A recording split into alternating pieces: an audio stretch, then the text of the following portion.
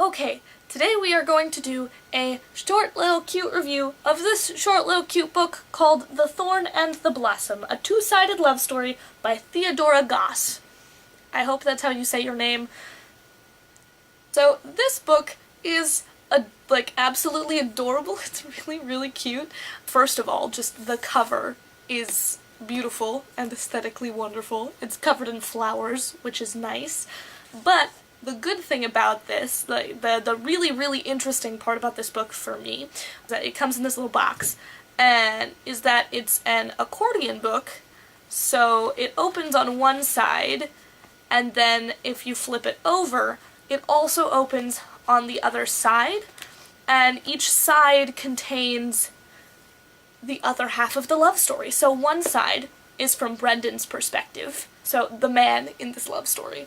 And then the other side is the woman's perspective, Evelyn's perspective in this love story. And so it's telling the same story, but from different sides. It's so exciting. It's very cool. I love it. I love this whole concept. It's beautiful and wonderful and awesome. So the premise of these stories is Evelyn and Brendan come across each other while they are both taking some time off from their studying while they are at Oxford in college, basically. Evelyn's American and she's taken a semester to study at Oxford, and Brendan is British and is just gone to study at Oxford, so whatever. But they both end up taking a week kind of vacation from that at the same time and go to the same little town. Brendan because he's from there, and Evelyn because she needs to get away or things are really stressful and overwhelmed, and so she goes to take a vacation. It's something like that. And basically, they meet, interesting things happen, they separate for a while, they come back together again. It's a very will they, won't they kind of book, I think. This book is constantly, through the whole of it, through the entire story, is brimming with potential energy, where the characters are with each other, but they're not with they haven't reached happy ending yet. You know what I mean? And so that story is filled with that emotion of, we're on the way there, but are we ever gonna get there? And it's a lot of the time in romantic stories and love stories like this, you feel like you already know what's gonna happen, because a lot of the time in romantic stories, the happy ever after is very important. The happy ever after is like the main thing.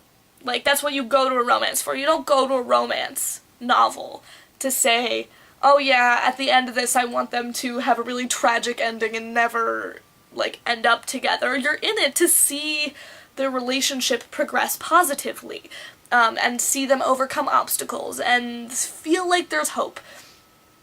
And so so a lot of the time, after a while, reading romance novels, you feel like you know the story. You feel like you know what's gonna happen. And in this one, I feel like that knowledge, the particular twists and turns and obstacles that appear in this love story, will surprise you.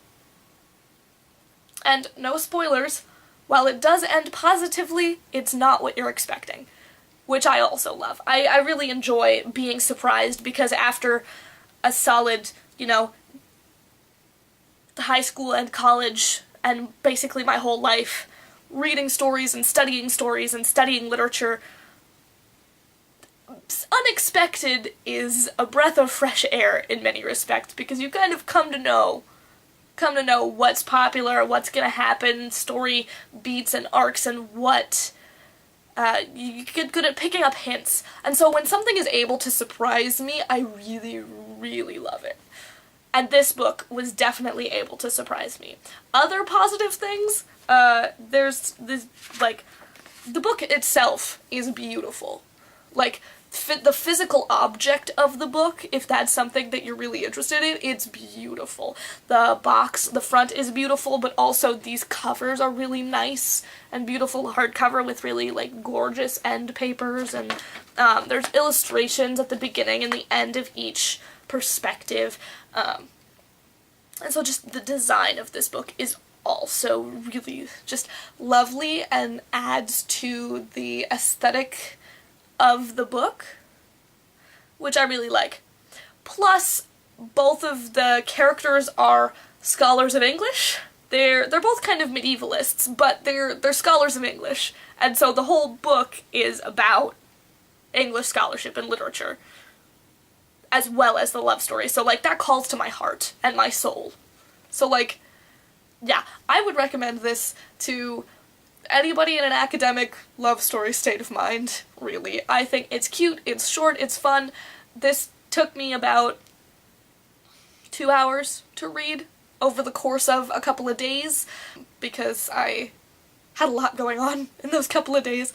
It's not very long. I think each perspective is probably like 40 pages or so. This is a short, sweet, 80-page novella, basically, of the two sides of a beautiful love story.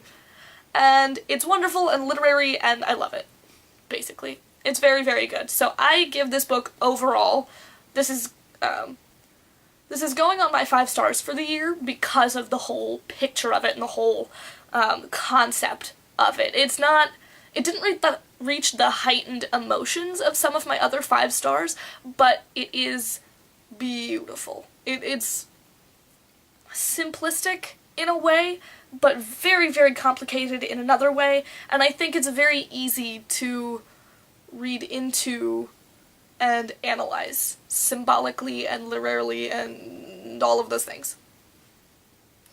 Yes. Cool. Read this book. It's very beautiful and I love it. Okay, bye!